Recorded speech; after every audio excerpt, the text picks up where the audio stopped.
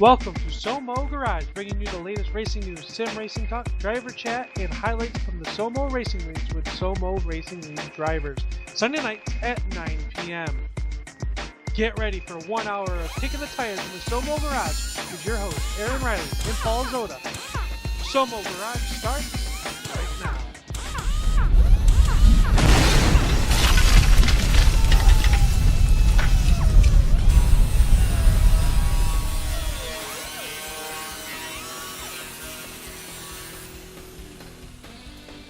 Good evening and welcome to SoMo Garage. I'm Aaron Reilley along with Joe Mitchell, Paul Zotta, and tonight special guest Kurt Davidson. How you guys doing tonight? Doing pretty good. How about you? Not too bad.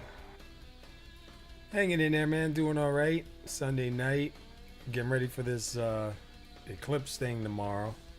Talk of the town. Yeah, doing pretty good here. Happy to be on again. Yeah, it's always good having you here, Kurt. Man, welcome aboard. Should be pretty good tonight. Hey, before we go any further, you guys getting ready for this, what is it, the eclipse that's coming tomorrow? Yeah. It's supposed to be a pretty spectacular thing, and I think the last one happened about, they say about 100 years ago or something like that, so definitely going to be pretty cool, and, we all got our glasses, and we're ready to go. Yo, I was a day late and a dollar short getting glasses, so we managed to my kid's school, the principal ordered a few pairs, so she's gonna have 2 pairs for my boys tomorrow. They're supposed to be in at 10:30, and I said, man, what am I gonna do? So I went scouting YouTube, and I found a quick make your pair, but everybody was making them out of these boxes and all these different things, but I found a dude that makes them out of glass. And like when, I don't know if you guys ever did this, but where we grew up when we were kids, we used to have clubhouses in the basements of these garden apartment kind of deals. And you used to take your lighter and you would write your name on the ceiling with the smog from the lighter. So this guy you take a glass from like a picture frame and you hold it over a candle and get it all black on both sides. And then you use that, and like it's supposed to be dark enough that you can hold it up to the sky and look through it and everything. So I'm going to try it tomorrow. If I can't see next week, you know why. I never would have thought that in a million years. Yeah, they were showing it because another person had on the site, you can use sunglasses as long as they were glass and do the same thing. Use your lighter and put like, that black smog that comes off of it when you hold it really close. And that's supposed to work. But then this other guy had one where he does it on glass with a candle. So I was like, well, I remember doing that, when we were younger as teenagers. So I was like, and I'm going to give it a try. Because it's either that or, I ain't going to be looking. So I'll try it. But when we get on track when I get on track on Thursday, if I'm hitting everything in the pace car, you'll know why. So I'll just tell you now. So Joe, you're up in New York. I guess it's not going to be as spectacular from up there, is it? I live in Western PA. Oh, okay. I honestly don't know. I haven't even really followed it at all. I would assume that probably not going to have the greatest view. I remember looking at a chart of where it was going to happen. I don't think that we get the full effect up here. Yeah, I must be getting you and Adam Baker confused. Is he from New York? Yes, sir. Okay, all right. Yeah, it's going to be really cool, especially down south. So it's going to be interesting for sure. I remember going through something similar to this when I was a kid. I think it was when I was in elementary school. There was an eclipse of some kind, but I don't think it was like this one exactly. Yeah, I remember. My kids were asking me the same thing. Did I ever see one before? And I think I was like I told them like 4th or 5th grade. But, we were so young then, you really didn't pay much mind to it. But I do remember it. Yeah. But I didn't mean to sidetrack us, but it's just, everybody's talking about it. So I just figured, let me see if it's up in your guys' parts also. So, Kurt, you haven't been on in a while. I think we had you on at the beginning of the season. But how's your season going so far? Well, I run in the Truck Series and the Cup Series as a regular, and the Truck Series has gone very well for me. I haven't found victory lane at all in SoMo, but I've gotten close. I'm a lot faster now than I was at the beginning of the season, and I just feel I'm a lot more consistent, and I'm right there on the cusp of getting a win. Just it has to fall straight for me for it to happen. I'm back in the points because I haven't been able to start that many races, but I should qualify for the chase in both. Kind of backing my way into it. The Cup Series, I didn't run that one last year, so this year I've had to kind of adapt and learn to the car. Same deal. I'm going to back my way into the chase probably if I can make, I think, one more race and stay in the points. As far as what's going to happen in the chase, I'm not expecting much for the Cup side. The truck side, I hope to do well in it. Last year I made it to the Final Four and couldn't race, so that was kind of a bummer. But we'll see what the rest of the season looks like. What do you think of the chase going into it? Do you think it's going to be could be a lot of pressure on drivers, especially drivers like going in leading the points? Do you think it's going to be a lot of stress on them, or do you feel like they're fast enough where they're probably, I know it's hard to say what somebody else is going to do, but I know, like, personally, if it was for me, I'd have a lot of stress. Like if I went in leading the points, I'd be like stressing out, having a heart attack every race, just trying to make sure I finish and try to be as consistent as possible. But from your standpoint, coming in, say you're at the tail end of the chase going in, what do you think? What do you think it's going to be like? I mean, for me, on the tail end of the chase, I'm consistently a top 10 truck, maybe. I have any pressure on myself because I look at it as an underdog. I've never won in this series. And you have a lot of guys that have won. And the champion from last year, that I don't think he even has a win yet this year. But, a lot of these guys can run top 3 like every single week. So, do I expect to win the championship? No. So that takes some pressure off. But, the guys that, let's see the top few in points here, Shane and Adam and, even Lupe's really solid. Len McNeese is a very consistent driver.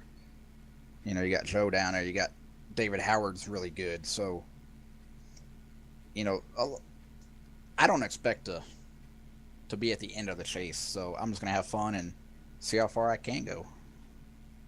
Well, one nice thing about the chase, though, is, it only takes a bad race or two for them, and, everybody else is back in it again. So, that's the beauty of the chase. So, don't count yourself out, before it even gets started. So, you just never know how it's going to, play out. So, just keep your head in the game, The one thing I like about it is because the only one I'm running in right now is just the Thursday night Lazy Days Racing Cup Series, and I got myself into, looks like, with the two races left, I believe it is. I'm gonna be in. You know what I mean? I'm that far ahead in points where it ain't gonna hurt me. But I like that once we get to the chase, it kind of takes the pressure off of the guys behind you fighting for your spot because you're into a next group of numbers. Even though that the leaders and the guys with the wins will have a couple of more points over me, I'll be a lot more closer to them than I was throughout the whole season. The only thing I'm hoping is I'll be able to, step up my game a little bit and stay in it a little bit longer. Because last year I think I made it into the second round, and I made a mistake on pit road that cost me moving to the next round. But I just like, for me, it's a better feeling knowing that I'm closer to the leaders at the start of the chase than I am right now actually in the points. You know what I mean? Yeah, for sure. Go ahead, Jeff. Sorry. I just wanted to get Kurt's opinion on something. I know that we haven't had you on in a little bit, and it seemed like a lot of guys were struggling early on in the season. I know that iRacing was doing a lot to try to update things and physics and all of that. Do you feel like throughout the season with updates and just changes to the vehicles that it kind of played back in the hands of some of the guys? Yeah, I felt like something during the beginning of the season definitely gave me some speed. I didn't know if it was what I was doing driving wise or if it was something they updated that suited my driving style. Um, it definitely seemed to help a few, and I think it hurt some also. Yeah, I mean, with the amount of changes that they made, I feel like, I mean, we've seen a lot of guys come on stronger, some other guys kind of slip back, and it just seems like it closed the competition gap up. It seems a lot harder to run up in the top 10 and make passes. It just seems like it kind of helped to close everything up a little bit. Yeah, I'm not sure how much is iRacing, how much is myself racing up there with some of you guys, but and it also could be a lot of us have started a race with each other for about a year now. A lot of these names in the top 15 in every race have been around for a while. A few new names here and there, but I think we all get better at racing around each other. We're not, I used to be nervous going side by side with somebody, especially, for somebody like you that was fast, or, Paul the owner, you didn't want to wreck him. But anymore, I'm so much more comfortable that I can drive harder around other drivers without fear of wrecking them or making a mistake, even though it does happen. But I think everybody seems to be kind of up in their game and allows you to run tighter, and it's that competition level's increased because of that. Yeah, I think that's a good point. That, I mean, a lot of us are really familiar with one another now, that we know basically how everyone's racing and the people that we can run really tight with lap after lap. And I know that I get nervous sometimes too, still going side by side, and I've wrecked Paul a lot in the past. You I'm think? I'm still here, so in case that's a thought in the back of anybody's mind. You know, it's funny. Not to take him off. It's funny. Like, I'm glad you guys did bring that up, because it is funny.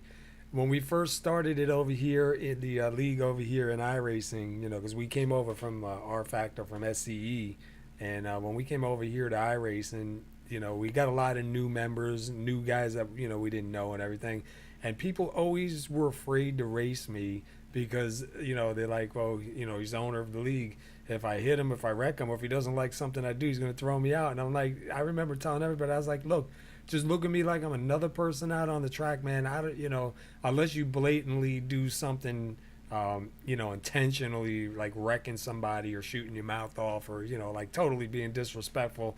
I mean, look, like you said, Joe, how many times have we gotten into each other, and how many times has Steven wrecked me going into turn one? And you guys are here. I mean, it's not that way, but it's just funny because I remember going to a couple of leagues and running at different leagues, and you're always worried about running with the admins and running with the owners, because if you bump them, or you push it a little bit too hard, they might think you're over aggressive and throw you out. And so that's just funny to hear it, like, from my side. Well, it shouldn't be that way, and it's sad that probably some places it is. You should never throw somebody out for racing hard and getting into you or whoever. And there's blatant wrecking somebody, and there's just racing hard. So I mean, if you can't decipher the two, then you need to find somebody that can. Because, Yeah. It's pretty obvious the differences. So yeah, for sure. Hey, I got a question for Kurt, and for everybody, really. Like, we do full seasons here, and then we go into the chases, and we try to keep it somewhat on the level of, like, following NASCAR, a little bit, and I enjoy that myself. You know what I mean? I think it's really good because you really got to dedicate and get yourself to the end.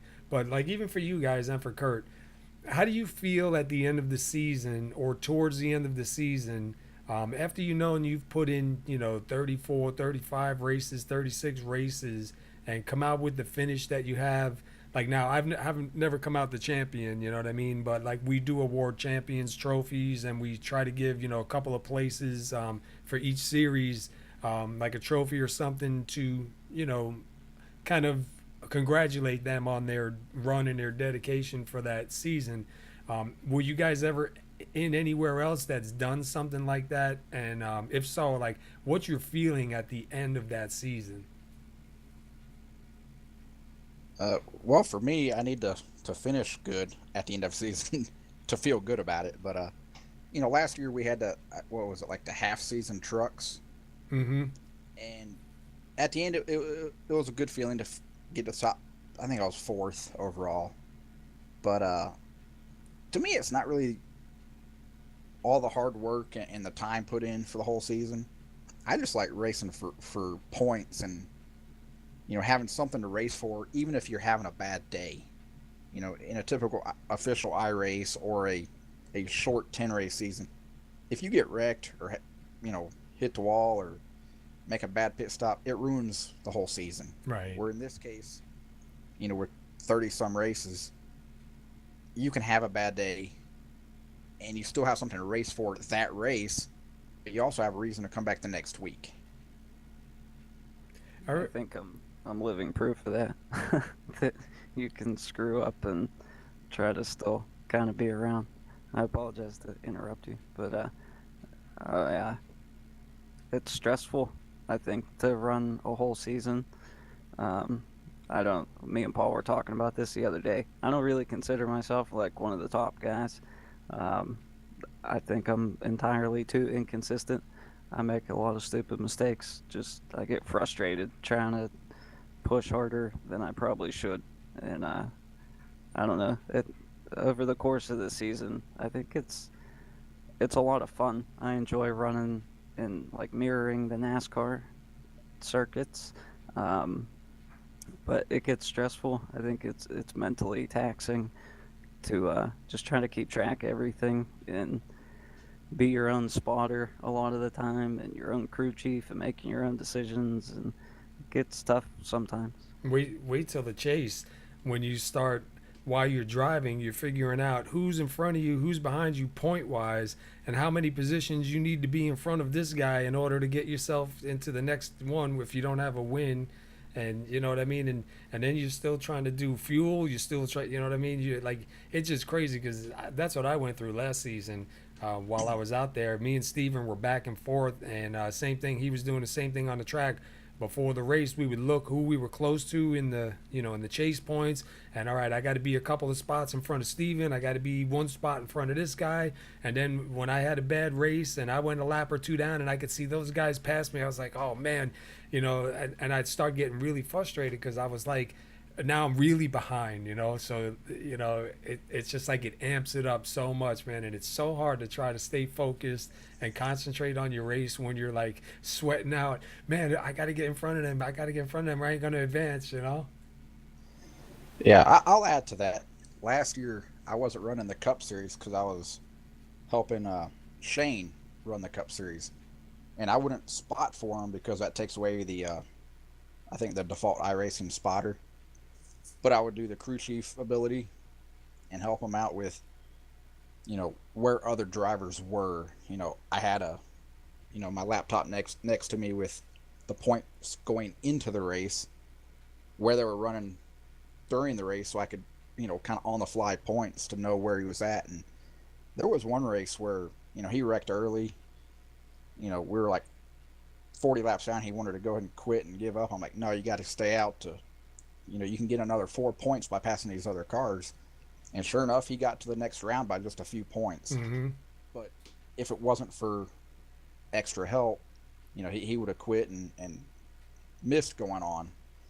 And I think now with the teams that SoMo has building, I think that could be a big benefit going for the rest of this season. Yeah, because one of the guys from the team that's not really in it or gets out early can sacrifice that race and get up there and help that driver. That's what I'm really hoping as as time goes on and the teams build and all that. Hopefully these guys can share information with each other. Hey, try this line. Hey, I got the same wheels you do. Try this setting instead of that, and it's going to be really cool to see all that come together, especially at the end of this year and then starting next year again. So it's going to be really interesting to see. Yeah, and you know what's good too. Like I was gonna say before, like with the long seasons and stuff like that. If you're not used to it, if you haven't run these full seasons, like Kurt said earlier, if you do a 10 lap season, 11 race season or something like that, one race can just, throw you out of it. And when you come to a league that does this kind of racing, you don't have the mindset that, hey, this is only race 5 out of 36. You know what I mean? And like, once you realize that there's so much time to make up, positions and make up laps and everything, it changes. So when you come back the next season, which we have a lot of repeat, drivers here, which is great. And then going into next season, a lot of the guys that started this season will know next season, well, man, I got a 36 race season on Thursday night. I got 34 or 31 races on Wednesday night. I mean, at race number 5, so what? I had a bad race, you know what I mean? I can still go on it. It just makes it so much more better, man. I think too, like this season, I fully committed to all 3 series, um, and to try to make the chase in every one. And I don't know, I like put a lot of pressure on myself to try to perform very good. Um, like even early on, like from Daytona, to try to win in all 3 series, just to like get it out of the way to try to alleviate some of that pressure, and it hasn't really happened. Um, it feels like it just keeps getting more tense as the races go on. Yeah, Well, let me ask you this. Let's say this scenario happens. You're out of the chase, and you have a car that's capable of winning a race, and you're running really good, and you're running around a bunch of chase drivers. Do you race them hard and potentially win the race, or do you kind of just be careful around them and let them do their thing? well, if you want an answer from me and an honest answer, I'm racing to win. I don't care if you're the chase leader or not. I'm not gonna wreck you, but if I ever get a chance where I got a car that's fast enough, you bet you I'm going to the front. Yeah, that's what I was hoping you'd say. Yeah, teammate or not, too. And and I don't mean that as anything bad against anybody on my team, but a win's a win. You could have a teammate in the chase that do you want to let him by for the win? Yeah, part of you would want to because you want your team to, secure that championship. But at the same token, dude, I'm out there to win. So, I'm sorry, man. But like I said, I ain't going to wreck you. But if I got a car that's going to the front, that's where I'm headed. Yeah, I don't know that I would really change anything. I might be a little more mindful of the people that are around me and being aggressive sometimes, but if like I agree with Paul, if I'm in that position and it might not help anybody in the chase, but if I'm in that position to be a spoiler and pick up a win, even just to try to end the season on a strong note for myself, I'm gonna go for it. Yeah, that's what I was hoping everybody would say, because I mean, especially if you have a good car, you have a car that's capable of winning that particular day. You don't want to throw it away, just to let these other guys have a good finish. I mean, because that wouldn't happen in regular NASCAR, anyways. I mean, non-chase drivers, I'm sure they're not going to just pull over and let the chase drivers by if they have a car capable of winning a race. So. No, and another thing too that a lot of people forget, even though this is sim racing, it's not, we're not out there in the NASCAR world, but we're on a simulation. We have sponsors, and we have sponsors that sponsor races, and we have sponsors that sponsor different drivers, different things about our racing. And there's monies involved, and a sponsor's not going to want to see a race thrown just because somebody's letting a teammate go by either. So, like I said, even though it's sim racing, man, there's still a lot of real, uh, a real, I don't know what a lot of real stuff involved with it as far as sponsorship and team standings, driver championships, and also there's a whole lot more to the picture than just getting out there and you just guys are just running around playing a game. Yeah. One more thing is, do you guys think iRacing is heading in the right direction with their builds now? Do they still have some work to do? Um, have they gotten close? I mean, I think they've gotten closer. Um, I don't know. I feel like at the beginning of the year, the the trucks and the cup cars, especially, were something was wrong. I don't know. I don't know if it was me or the cars, but it just didn't fit what I was expecting. And having driven them all a lot, that I don't know. It just felt like the handling, something was wrong, and now they feel a lot better, more connected. You get more feel from everything. I don't really know what to say about the Xfinity series because that's one of my favorite cars. Or it used to be. Um, I don't know what they did recently, but I can't stand it now. Yeah, the Xfinity series is, in my opinion, how the Cup cars were before this latest build. They're very out of control now. They used to be really good. I think iRacing definitely is heading in the right direction with a lot of the stuff that they're coming up with, even with like the transitions that's coming out. A lot of the things they did with the temperature changes on the track from the track back to the car, and more active temperature where the lines are running and the traffic is. The only thing I wish, and and I can't say from experience, but just from what I heard from other NASCAR drivers that have drove on here in the simulator, um, they just don't feel that it has that side bite that they have out on the track. I think if they can figure a way to get that in and really tune that in into these cars, for me anyway, would definitely make it more fun because I think I'd have a car that I could handle a little bit better right now instead of still feeling like I'm sliding.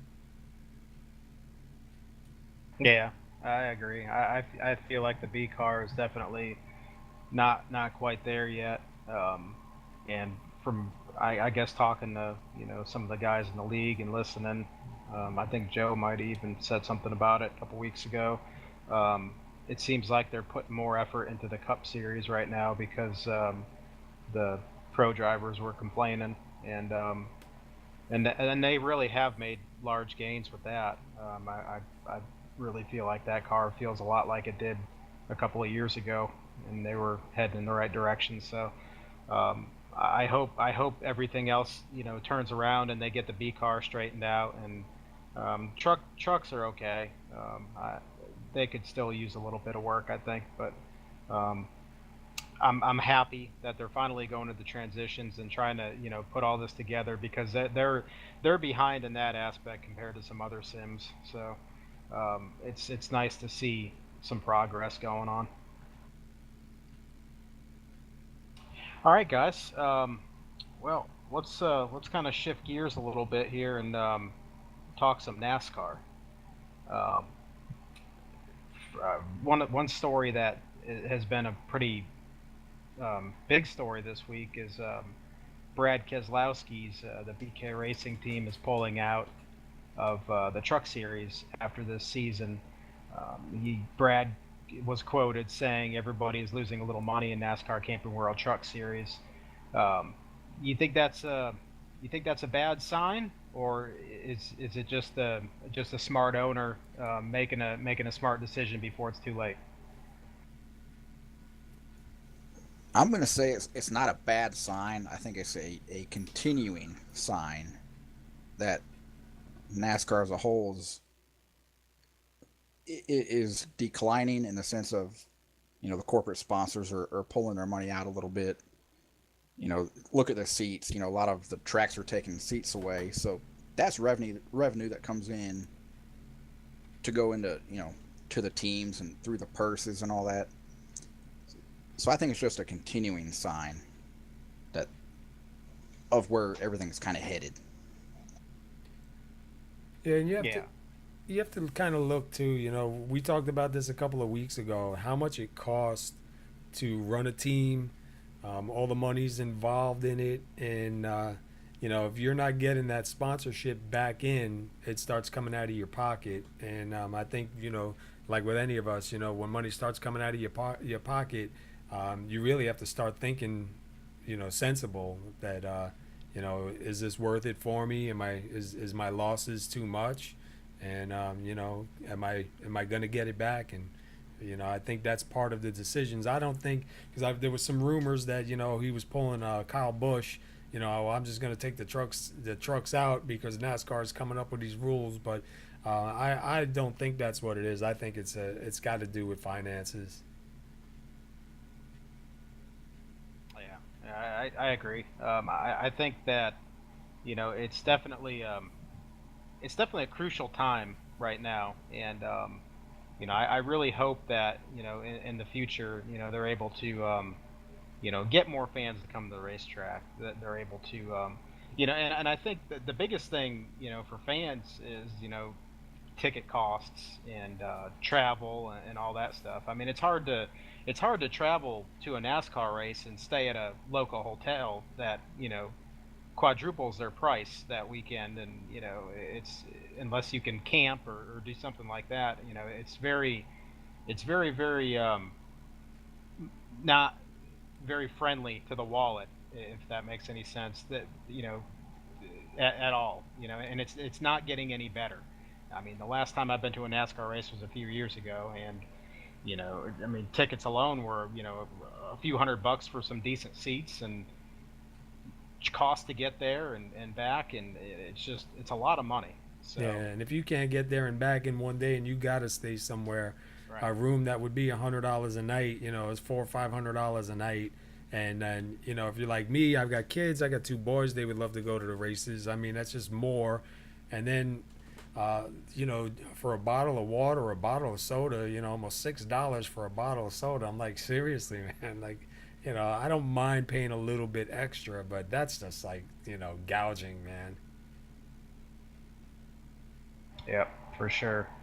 Um, NASCAR, NASCAR.com. I think this came from Matt Kenseth, still focusing on family, and his future remains uncertain. Kind of strange that another car out of the Joe Gibbs Racing team is. It's almost like these, Joe Gibbs Racing is, creating these family men and turning these guys into these NASCAR drivers into family men. I mean, you see, Carl Edwards walk away or leave all of a sudden last year. You got Matt Kenseth, very good driver. Um, his future remains uncertain. Kind of strange that it's happening like that, but it's just it's a very very shocking thing to see. These drivers that have been in the series for years and years just starting to go away. Dale Jr. and Carl Edwards, now Matt Kenseth. So um, what do you guys make of that? Do you think it's just that these guys are getting older, it's time to get out, or usually these retirements are more planned than something like this? I just think that NASCAR is in a transitioning period, like everything in life. I feel that, all the drivers that have been there, all the veterans and everything, um, there's so much younger talent now, I feel, than what there was like 15 or 20 years ago. And I'm not going to say that they're going to fill those seats cheaper than what a veteran guy would. I don't know. I think from a corporate sponsor standpoint, that like they would kind of want to back the younger guy, if that makes sense.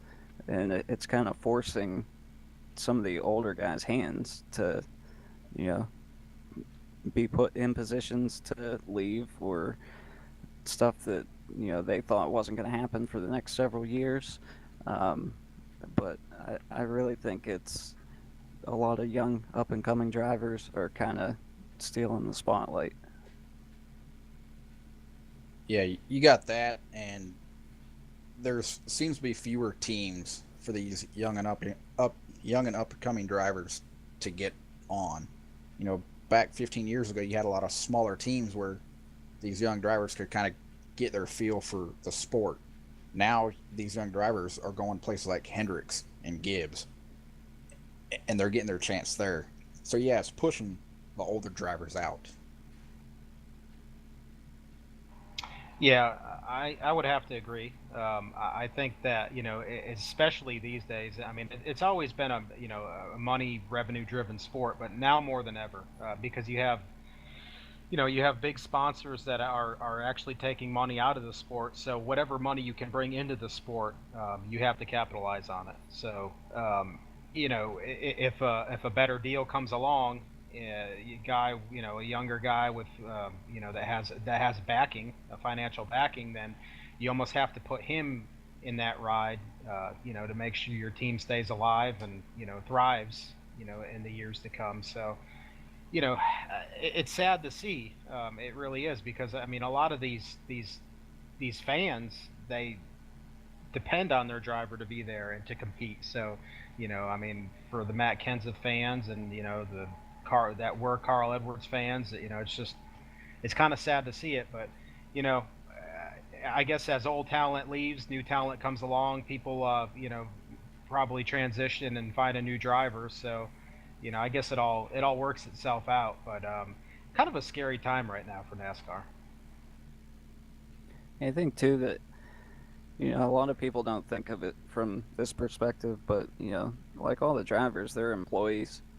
I know that they get paid a ton of money and everything, but they're an employee just like everybody else, and it's not like this is something new in the work industry. It's like a company will most likely always bring in a younger guy to pay them half or a third of what the older veteran is making to save money and increase productivity, I guess. So it's kind of just the way of the business world, and I really think that's all it is just business decisions, and some of the older guys are paying the price for it.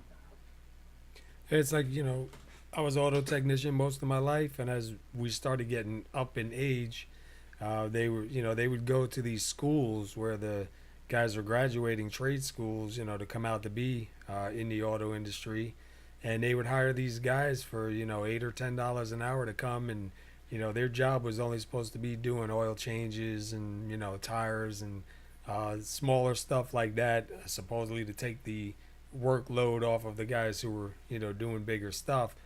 And then they would get rid of a guy that's been there 13, 14 years, but he was making 20 something dollars an hour, $30 an hour, and they put this guy for $8 or $10 an hour in doing his same job. The guy's got no experience in it. He's not really doing a great job of it, but they don't look at it that way. All they see is, well, we're paying him $10 an hour. We're saving $20 an hour every hour that goes by. So, it's, and I guess you can't blame, companies for doing that, because you look at the money that's going out and look at the money that's coming in. I mean, it seems like everything today is about money. Well, go ahead, Joe. No, I was just going to say, unfortunately, that was a very true statement. Yeah, it is indeed. And speaking of, more financial type issues with NASCAR, there's only 13 full-time drivers right now in the truck series, and with teams shutting down across the board, NASCAR is trying to find a way to make the truck series a little bit more, I guess, cost effective, and they're trying to aggressively pursue a spec engine for the truck series to help keep costs down for teams and whatnot. So, it's again one of those scenarios where it's it's a pretty bold effort by NASCAR to try to get these teams to want to be involved in the series and be able to compete without spending a ton of money on a manufacturer, Ford, or Chevrolet, or Toyota Motors. So, um, do you think this would ever um, come about, or do you think, I mean, it says they're aggressively pursuing it, so I would imagine it probably will. I guess more or less my question is, do you think if it does, happen, will it actually really help these teams stay more involved in the series? I don't know. I think I might have sent that little tidbit of information just from one perspective was like the weekly racing, like all local short tracks, and there's smaller sanctioning bodies that kind of handle like late model racing, modifieds all across the country. There's all kinds of different organizations, and a lot of them have gone to sealed crate engines. And if you look around the nation of all the dying short tracks, I feel like that's, I don't know, I guess it kind of makes me worried that that may be the direction of like the truck series or something like that, is that, um, you know, Joe Mechanic can't repair his engine anymore. He has to take it to some authorized engine place to keep his car going to race every weekend, and he may not be competitive. He's just there to have fun, and I feel like that it hasn't helped local racing in a big way. That it kind of surprises me that NASCAR would want to go that route. Yeah, I would have to agree. I was very surprised when I read that, uh, that would actually be something that might actually happen. I'm really surprised that it's really come to this. It's scary to see these teams just pulling out, and the fact that there's only 13 full-time drivers in that series. Um, you know, how much is enough? I mean, when does it get to the point where they just say, all right, well, we don't even have enough, teams to really move forward anymore. So hopefully, I'm hoping, because I love the truck series, and I like to see, I like to see that particular series thrive. So um, hopefully they can get all that turned around, and get some teams back on board again. But then The again, it's all about money. the only good thing I think that could come out of that is for the smaller teams right now to compete with some of these bigger teams that are running in the truck series. There is no comparison in the motors, between them. These bigger teams have the money and the resources to, work it to the top end and, get some of the best motors out there and find speed and, no, because they got the money for it. A lot of these smaller teams can't compete. So going to, a straight out engine for everybody would kind of be like almost putting a restrictor plate. It would kind of level out the field that way.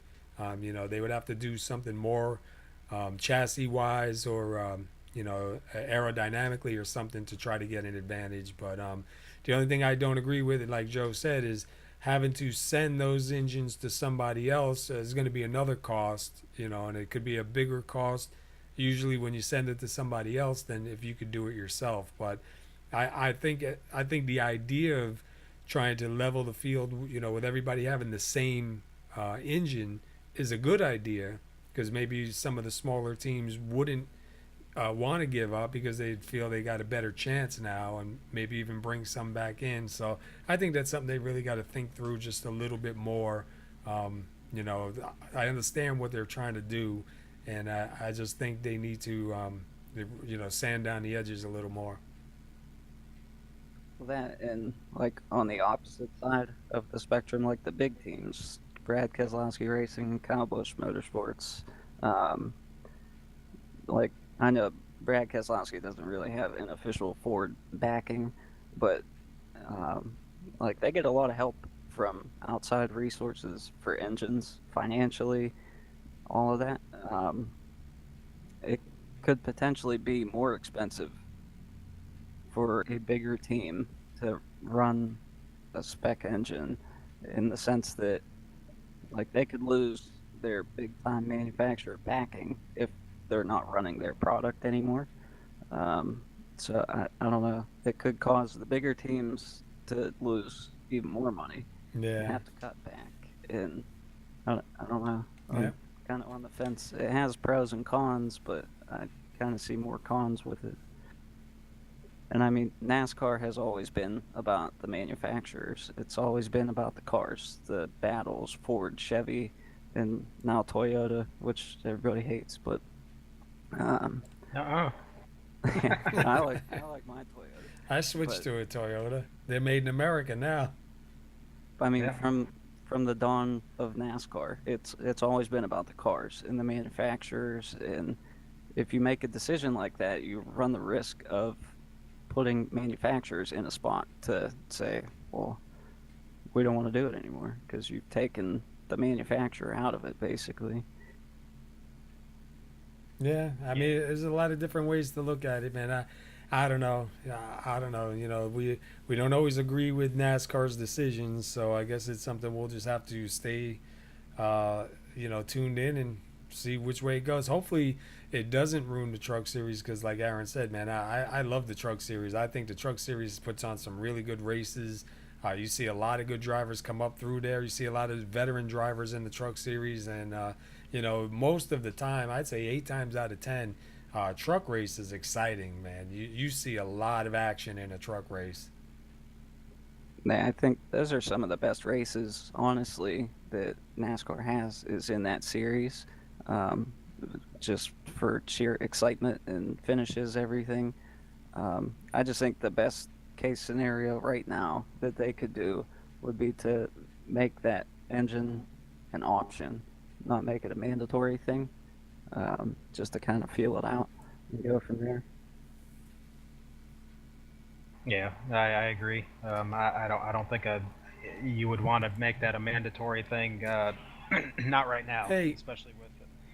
I like to. Yeah. I know, we were kind of skeptical about bringing this up about Camping World, but it kind of goes along with this. Like, obviously, the Truck Series is going through a transition, and then now with Camping World CEO making the statement about Donald Trump supporters and fans at NASCAR not to shop with him. How much money does Camping World pay to NASCAR to sponsor that series? Any ideas? I don't know. I'm sure it's a very significant number. Because I'm looking at it this way, and I know we don't like to get political here, and and even we talked about something with Target a couple of shows back, and I kind of made a very general statement, but I didn't really want to get into it. But the CEO was telling them to pretty much, if you agree with Donald Trump, to shop elsewhere. But there's a lot of Donald Trump supporters. You know what I mean? Most of America, obviously, he was voted in as the president, so most of America stands with Trump. And if they stop shopping at Camping World Trucks, it's going to hurt them just like it did Target. And now we've seen Target pull out of NASCAR. We don't know if that's the exact reason why they pulled out, but obviously when their stocks plummeted by the lack of support from Trump followers, things trickle.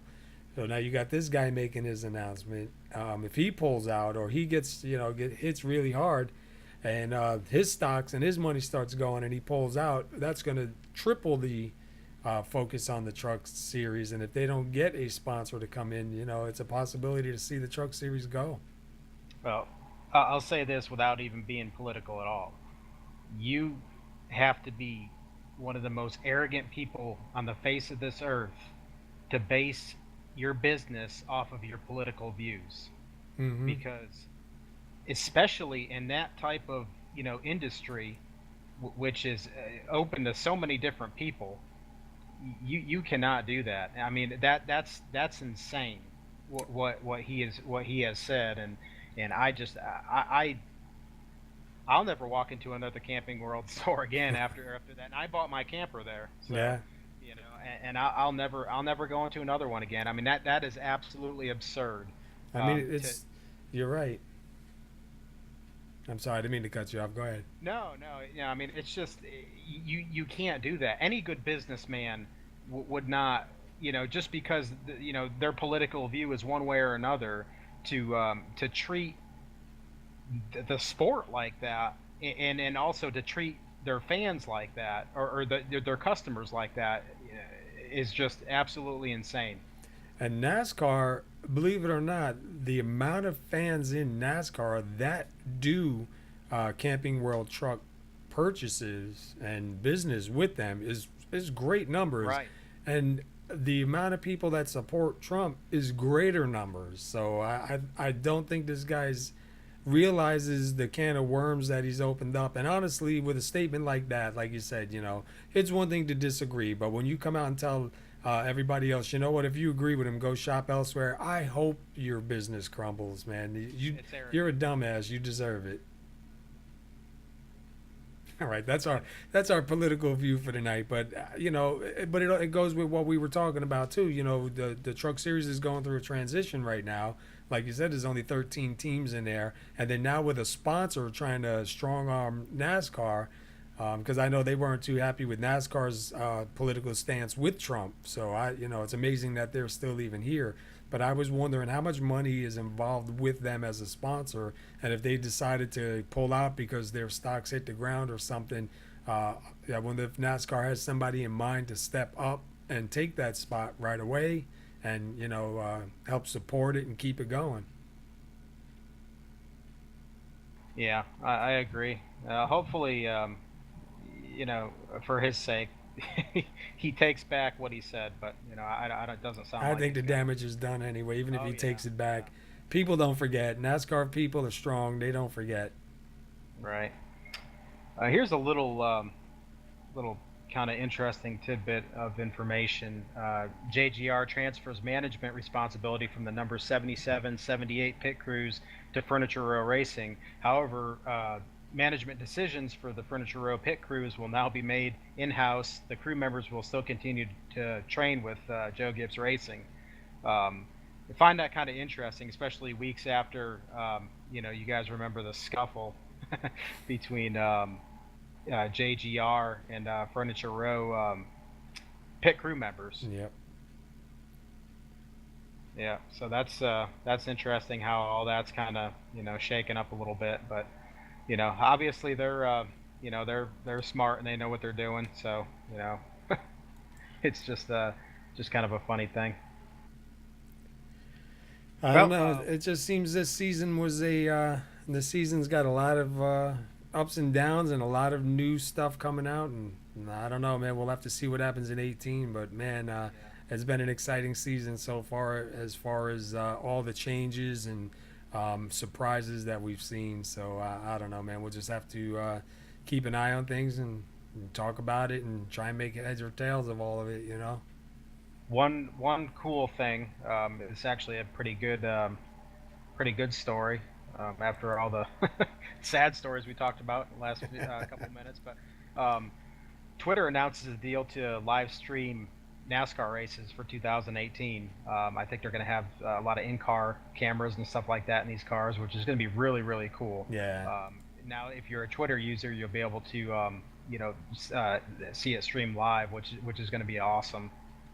Any way you can see a NASCAR race, especially if you're mobile, that's really cool. I know a lot of there's the Fox Sports To Go app and a lot of ways to connect mobile, but this is just another one now. So definitely cool going forward to 2018 to see that happen. Yeah, and what's cool? The last couple of races they've had the helmet cams, and that's been nice when they jump onto the helmet cam and give you the the view from inside the car, because that's one thing I've always missed. They used to do the in-car cam, and now you haven't seen that. It's either a roof cam or but I used to miss the one where it was like you're in the car with the driver. I like the helmet cam. The only thing is it's so high up on the helmet, it really blocks your view out of the windshield. I wish they could do like a shoulder cam or something, so you have driver's eye view out of the car. But it's definitely shows you, you know, what's going on. And what I really like about that is when we're doing the broadcast, we do in-car cams and we do the crank it up. And you see how bumpy the tracks are and how much the cars bounce around and move around. And when we were in, I think it was Clint Boyer's helmet cam at Bristol this weekend, you could see the same thing. You could see his hands on the wheel, working that wheel, the car bouncing all over. I mean, you know, the comparison it's just mind blowing, and you know, to just to see how close this sim racing is to the actual real racing from, you know, car view and everything. Man, it's just amazing. The first time I saw the helmet cam, I don't know when they introduced it. I guess a little bit earlier in the year, but it's amazing how close the iRacing Cup car looks on the inside compared to that. They did a really nice job with just mirroring the details of you know, the interiors of those cars. Yeah. I was amazed. Yeah. And you know, it really it gives the fan a good perspective of how much those guys are really having to saw on the wheel and work those cars around the racetrack every lap. And it may look easy, you know, on a regular camera from the outside of the car, is obviously not by any means. You know, them driving them. So really cool to see that. All right, All right, well, Paul. we'll go real quick here because we're running low on time. This week, Tuesday and Wednesdays, the only nights SoMo will be running. Tuesday nights in the Portside Jaguar Land Rover Truck Series will be Rockingham for 125 laps, and that's going to be pretty good because there's only a couple races left before it starts into the chase. If you can tune in Tuesday night, 8:45 right here on SR Broadcasting, going to be a great race. I'm telling you, Rockingham is a great track, and the pressure is on for some of these guys on the bubble. We got a lot of new stuff that we're going to break out with the bubble standings and all. And, you know, we'll see who's going to make it, who's not going to make it. We're going to be 12 drivers making it from that series. And then Wednesday night, the Lazy Days Racing Xfinity Series is going to be at Atlanta for 135 laps. Same thing, 8:45 on Wednesday night. Again, winding down on the races, getting close to the chase. 12 guys going to get into that first round. We're going to have some of the stats up for you, and definitely going to be a great race. So tune in at 8:45 right here at SR Broadcasting. The Lazy Days Racing Cup Series will not be racing this Thursday. It's a off week, but the following week they will be back at Darlington for 145 laps on PBR Broadcasting. That's going to be at 8:45. And then, of course, as always, next Sunday, right here, SoMo Garage live at 9 p.m. to 10 p.m. Hopefully we can bring you some more good stuff and keep you involved and keep you following us. Yeah. As always, we appreciate you guys. I appreciate you guys, and it's a lot of fun every week. And let's thank Kurt Davidson for coming on this week. Kurt, it was a lot of fun talking to you, and you know, we appreciate it. We hope to see you back on in the future. No problem. It's fun coming on here and talking what little I did, but I enjoy it. Kurt wants to come back as the champion and give his championship speech. I'm good with that. I hear you. I think there's a bunch of other guys who would like to take that position. I know. All right, guys. As always, it's a pleasure, and have a great night, and we'll catch you next Sunday. All righty.